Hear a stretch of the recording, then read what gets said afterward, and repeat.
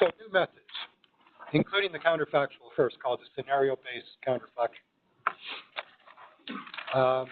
The metrics to assess outcomes that have yet to occur and are complex. So these are basically things you can't observe directly. Interest-based computation, and here we'll get to the, someone asked about how we do the computations, and so we'll be addressing that there. A use-inspired approach is fine. We'll touch that quickly. And the important thing is that these methods are all detachable and can be used elsewhere. So let's talk first about a scenario-based counterfactual.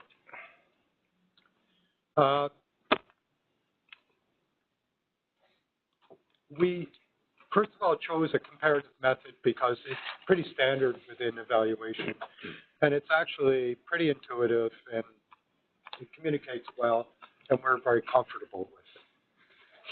The key thing is that the stakeholders need to agree that the counterfactual that we've developed with them and using secondary sources and program documents and them as sources, that it's plausible, that it's reasonable, that it's legal, that it's ethical.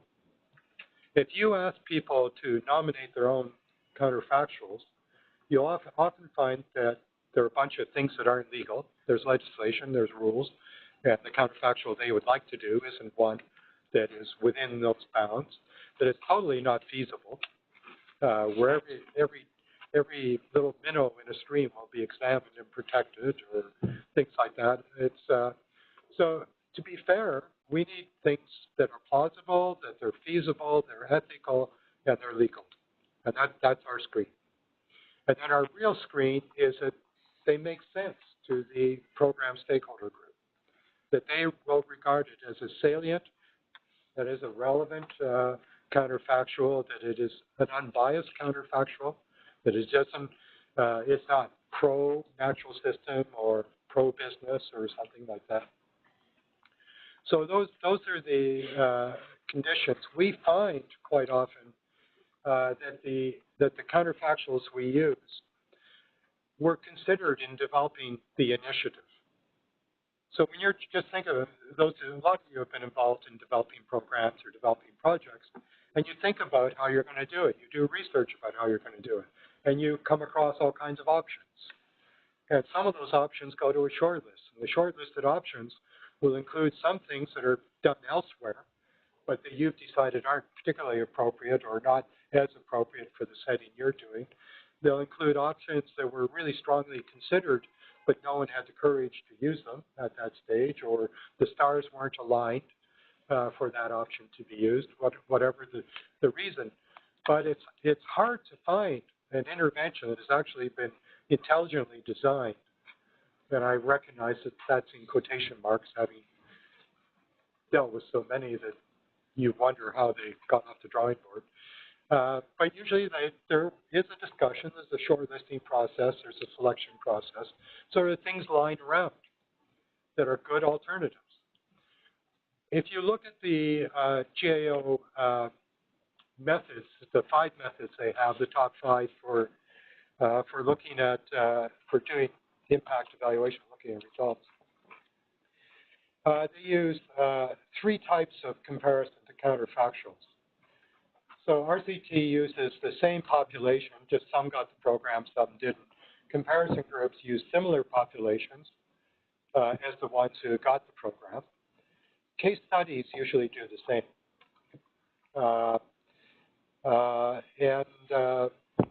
Interrupted time series tend to use the same population, but over longer periods of time, before and after.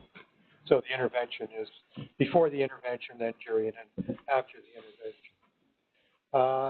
And the alternative that they use is almost always without the intervention.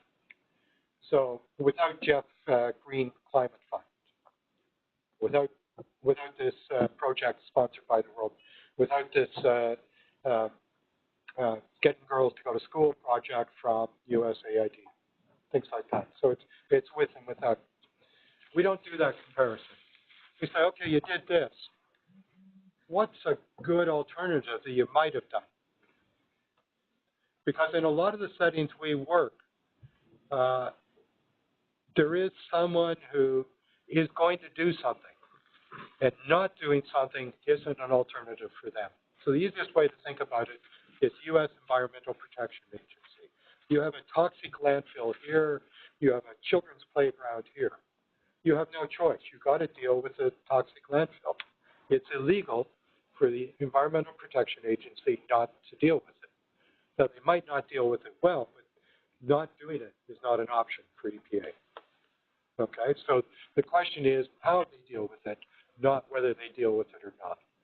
So we say to EPA, what's your next best alternative to remediating this? What's your next best alternative to reaching a decision on this? And that's the nature of the scenario-based counterfactual.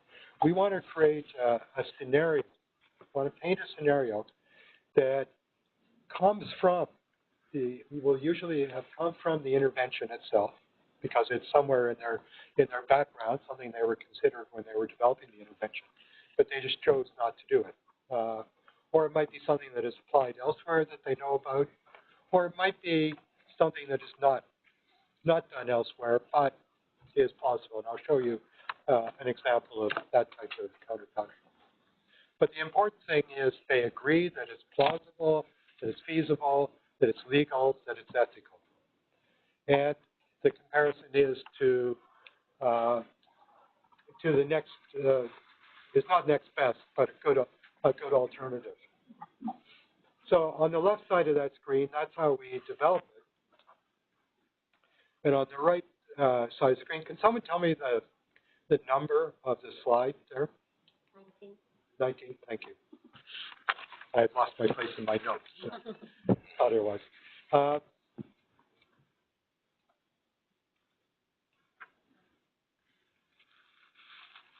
One of the issue with the counterfactual, when you have an intervention, you know how it is with an intervention. How do you succinctly describe an intervention, a program, in 3 or 4 sentences so that you can use it in questionnaires and surveys, you can use it in groups without going into all the details? How do you capture?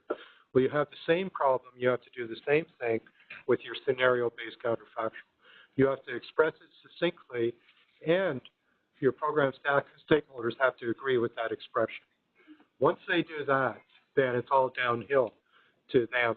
That is easy going in terms of them using the information, because everything makes sense. It's salient. They think it's legitimate. They recognize the counterfactual. They themselves are quite curious. What if we'd done this other thing, taken this other approach? So they get engaged around that counterfactual. So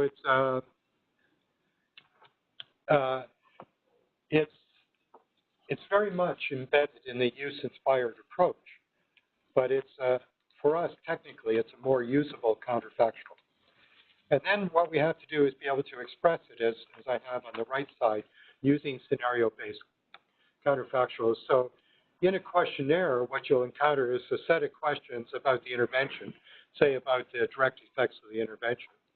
And then you'll have a set of questions that have some preamble, but in the questions it says instead of whatever the intervention is, consider a situation where such and such, the counterfactual was used. And let's assess the change under that counterfactual. So we replicate the same approach under this scenario-based counterfactual. We have to keep repeating it to them to make sure they're not drifting away from the concept.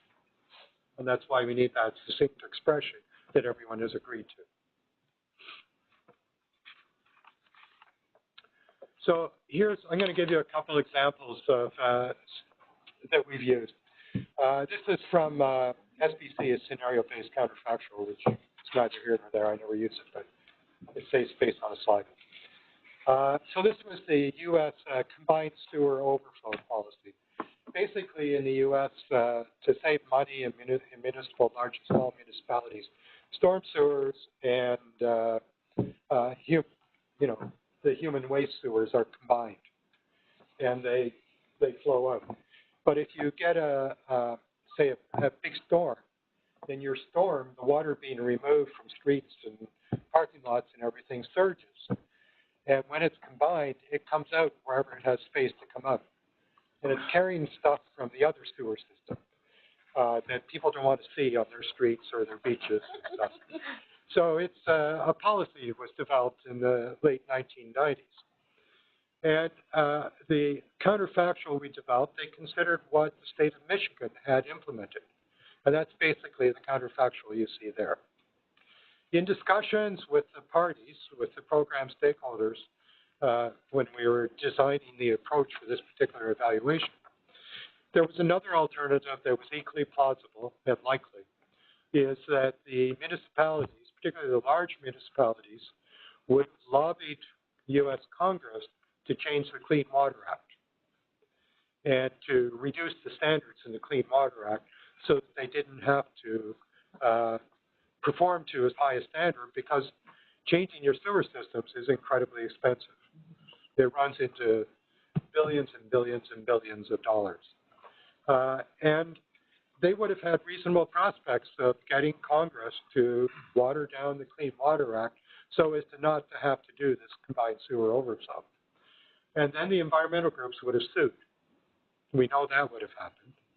And so the decision would have gone through the courts. It would have taken, I think they said it would have taken 2 years of lobbying, and then Congress probably would have made a decision. They all agreed on this. And they said, then we wouldn't have sued until Congress makes a decision, because we have nothing to sue. No case to build. So then we would have sued, but our cases would have been ready.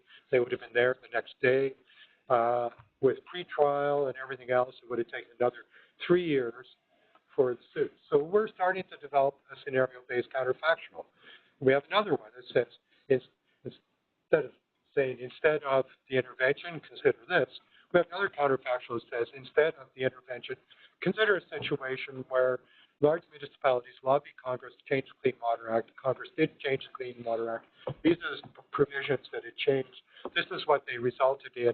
It would have been litigated. It would have taken 2 years before that Congress agreed to that. It would have then been litigated for 3 years in these courts, who would probably have reached this decision. And we've got all our program stakeholders agreeing as what the decision coming out of the courts would have been. And they had all that discussion when they were designing the policy. Because the municipalities were saying, we're not going to talk to the environmental groups, we're just going to get Congress. The environmental groups say, we're just going to sue.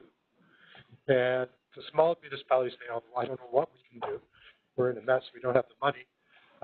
And they were brought together and they negotiated and worked out the CSO policy. And the reason I raise both is you can get both. They can be part of the DNA of the decision of the policy that was enacted.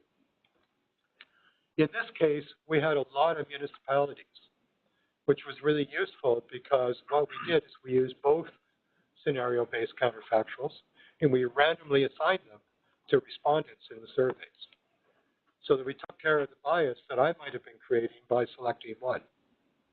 And the two bracketed the actual policy, which just shows how probably silly I can get about managing bias. But this is a new method, so we don't have the research base about the method. So we have to be very conservative and cautious with it. But that would be an example of how we get through a scenario-based counterfactual. And it's a policy. It's interesting to note that it was a policy. There are some policies we can do. This one we can do because they went to actual sites where we could look at the effects. Sometimes, particularly in natural resource settings, we have something called a natural counterfactual. And from time to time in RCT trainings and guidance, you'll see a natural counterfactual referred to, which is a good thing. This is something we evaluated. It was part of the Oregon group of cases. So what you're looking at dead center is a conservation area, about 25 hectares that was conserved, turned into conservation area. I'm going to assume you all know what that is. Off to the right is the original ranch that the conservation area was part of. Now, the issue was that the rancher was going to sell it off as low-density residential development land. Environmental groups oppose this, and tribes oppose this. And through the negotiations, the landowner found he could get better tax deductions, then you could get through the sale of the land. So it went into a conservation easement. To the left of this is land he sold off 10 years earlier for low density residential development. So on this site, we have the same ecosystem, a single ecosystem, with two counterfactuals sitting there staring at us in the face. It's fantastic. I can't tell you how many times that happens. It happened on Cape Cod National Seashore, happened in Fire Island. It happened in something we were doing with the evaluation of the management of toxic materials within prisons in the United States. It's just, they emerge. But the thing is that in natural stuff, you have to go to the site as part of your design. It's the only way you're going to find it. People aren't going to tell you this. And that's of interest to me for two things. One is, well, we don't have that many evaluators who do evaluation in natural resource settings. You're a significant part of the world population here. And it's a good idea to go to the site first and explore the site and understand the site. It's an important piece, and you're paying the site and the human populations the respect of understanding the site. So you're engaging them better.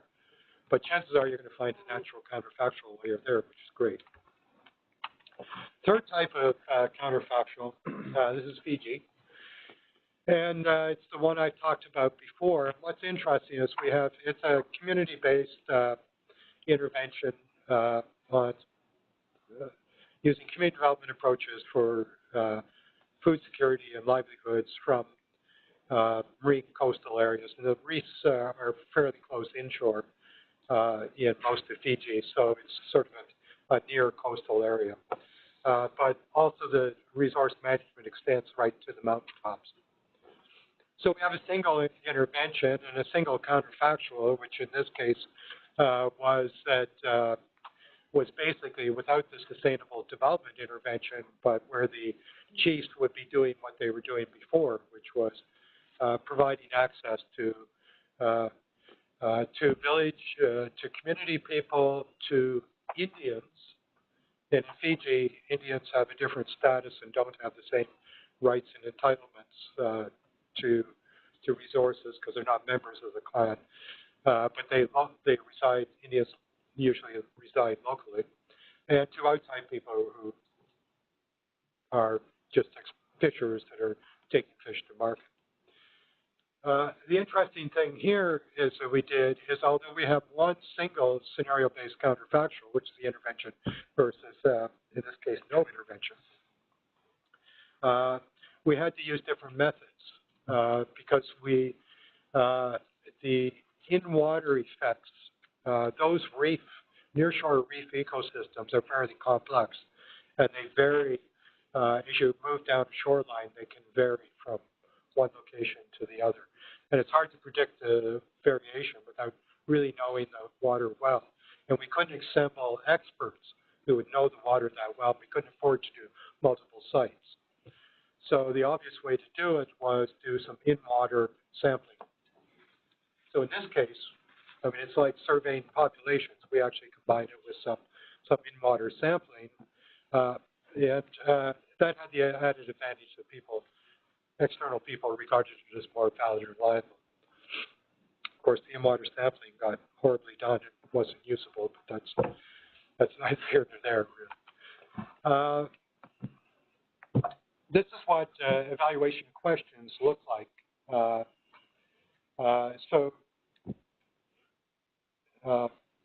When we're dealing with natural resource interventions, we have to pay attention to the temporal and spatial scales. So we always specify these just to ensure reliability. And in essence, the message of this slide is we've got a question structure that asks a question about the intervention, and we'll ask people to complete the same question under the counterfactual setting. I'm going to defer. I'm going to come back to that, how we actually calculate stuff on that, because I think that will cover some of that slide. Now, that's the scenario-based counterfactual. And of course, scenario-based counterfactual will apply to everything, the other stuff I'm going to talk about, such as the simplified methods. But because we're dealing with things we can't observe or things that are going to happen in the future or that haven't happened yet, let's say, we need to forecast changes in direct effects. If you want to forecast change, you need to think, well, what are the sources of variation? So what is going to cause this effect to vary over time as the intervention takes hold or would under the counterfactual? Well, it really comes down to probability of something occurring and the magnitude to which it's going to occur. And those are the two sources of variation. You need to know their importance, but that's only so you know how to, when you combine them, how to combine them. It really doesn't tell us about the amount of change. So the change we're looking for is A, the probability of the change occurring, and B, the magnitude. If it occurs, what will be the magnitude?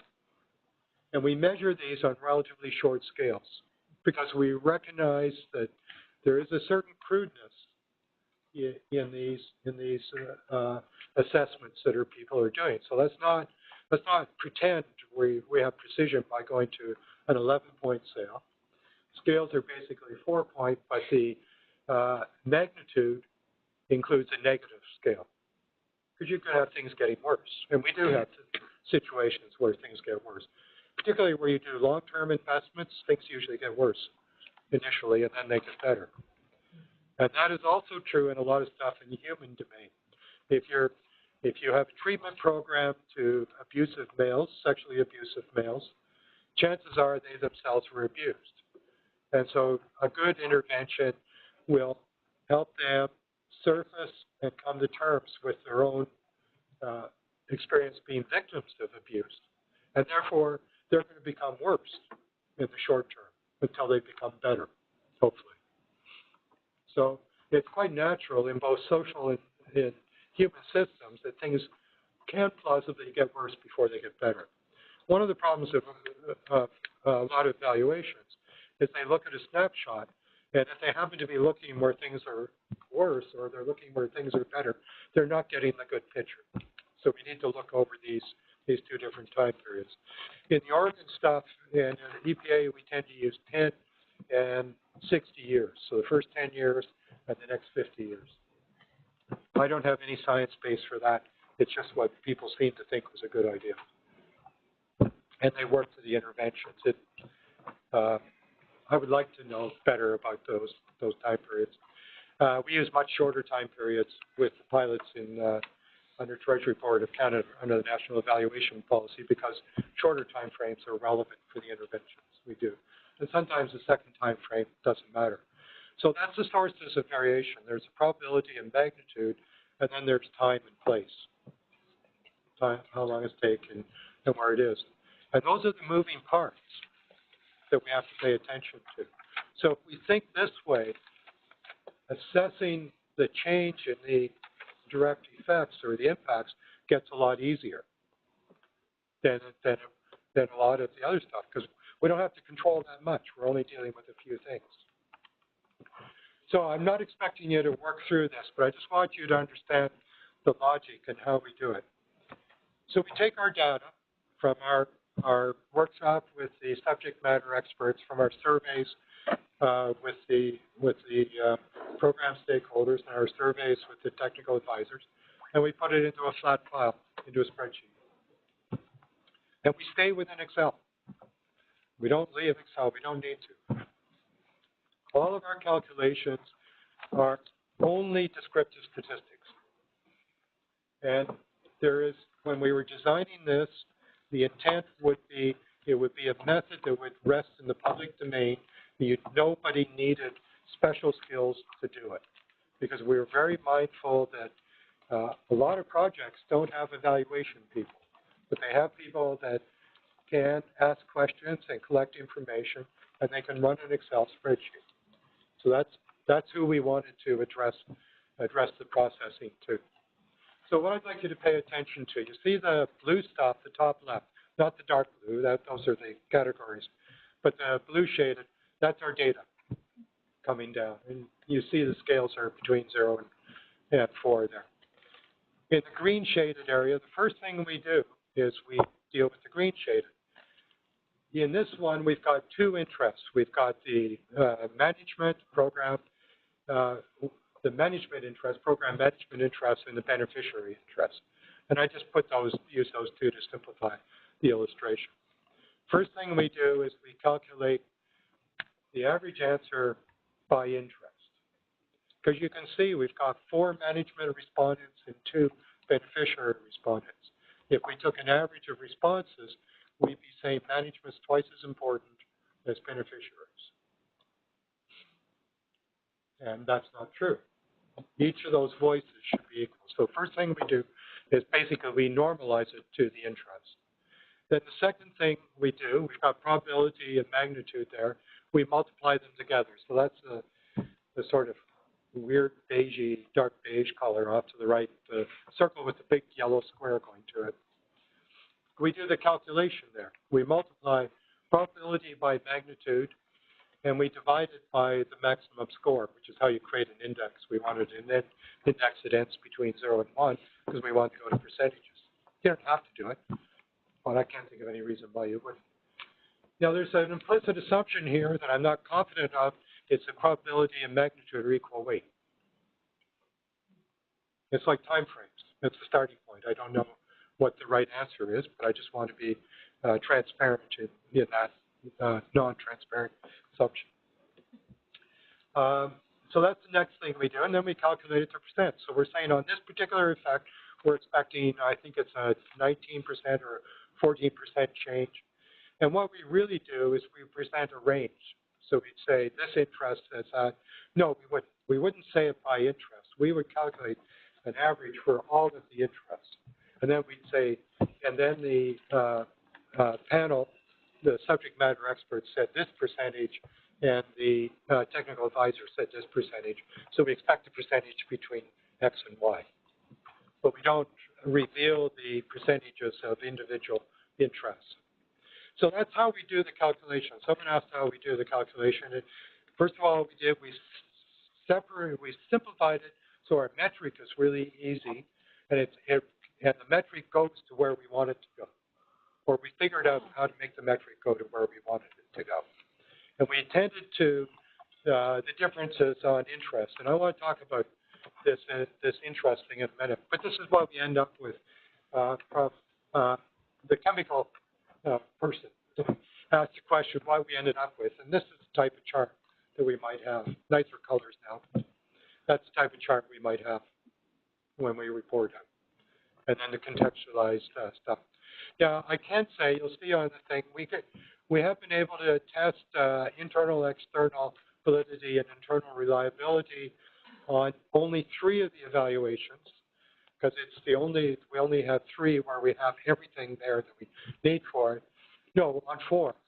And on 3 of them, it came out astoundingly well. And on 1 of them, it was crappy. And we know why it's crappy. It's because the intervention was done really fast. It wasn't well planned. All the interests weren't at the table. They had really poor information about the intervention. But someone, the chair of the Senate Ways and Means Committee was a retiree, and the only way for Oregon to get $110 million to bring water back to this river and not irritate the people who had taken the water for high altitude irrational irrigation of crops that nobody needs was to get this $110 million. So they made their decision on the intervention without knowledge. So they didn't make good judgments about what it was. And that's to be expected. They weren't knowledgeable. They weren't experts on the intervention. Okay, briefly, why interest-based computation? So in this one, this is the story I was telling you about local marine managed areas in the Pacific. The green are the conservation people. The orange or the pinky color are the sort of livelihoods, food security, local development people, and the particular group that they belong to is there. Then we were asking them what their priority was. So all of the people, for example, federal fisheries said it was about food security and livelihoods. federal environment said it was about conservation. The donors said conservation. The local country team said it's about food security and livelihoods. And if we average them together in the right-hand cluster, they balance out, which is what the intervention was. It was pursuing two interests, two groups of interests. Now, I'm not going to do with the use inspired. We've covered that. But I want you to also be aware of what happens when you exclude interests. And this is part of the reason we go to such a large program stakeholder group. This is from another case that we evaluated. And what you see, if you start in the left-hand bar, is the average for this case, this intervention. Then the next bar is the average on that measure for all of the interventions across the whole program. The next bar is even higher, is the core team, the interests that were really in control of this intervention. And then you drop down radically to the next bar, and they were the interests who were kicked out of the discussion at some point and didn't get to participate in the discussion. And they felt that the discussion did not represent their interests, that it didn't consider, that the intervention design did not consider their interests and their knowledge. They're not going to, if you look at some of those bars, the subject matter that they look at, and we're talking about some scale issues that, but it's less likely to be challenged, and that it can be implemented. Those are exactly what we want in evaluation knowledge. That people will not challenge the evaluation knowledge, they'll accept it as legitimate, reliable, salient, and credible. And that it can be implemented. It can be implemented because everyone has been part of the discussion so that all the dimensions, all the viewpoints are considered. So that's, we have a knowledge base that tells us why we go to all the interests. And those are two snapshots of why we do it. So, in summary, we work in human and natural systems. In SDGs, you need rapid impact evaluation. I'm not a good salesperson. I'm not into sales. I'm busy. We don't need this stuff. But we need methods that will allow us to do both systems, natural and human systems, so that when UNDP or UN Women want to evaluate just in the human system, we can say to them, we've got something that's not all that hard that will let you pretty quickly and easily bring in takes on the effects of the natural system. And it won't be that hard for you to do. You don't have to retool your evaluation. And the other side, when the GEF or UNEP is doing evaluation of the natural system, we're saying, well, you know, we can bring gender into this issue, we can bring children into this issue, we can bring human beings into this, and it won't be that difficult. It's not going to get in your way. And you can do it. And I think that's our future in SDGs. We're not going to change the DNA of evaluation or of UN organizations or the bilateral, multilateral donors and structures. And in evaluation, we need to be able to bring them something that is flexible and adaptable, do the job on both systems. So we offer rapid impact evaluation as part of the way of doing that. I want to point to the risk at the bottom right. It's not yet a fully established approach. I point to a couple of assumptions I'm not sure about. Each new evaluation is a new exploration. So, I'm stopping.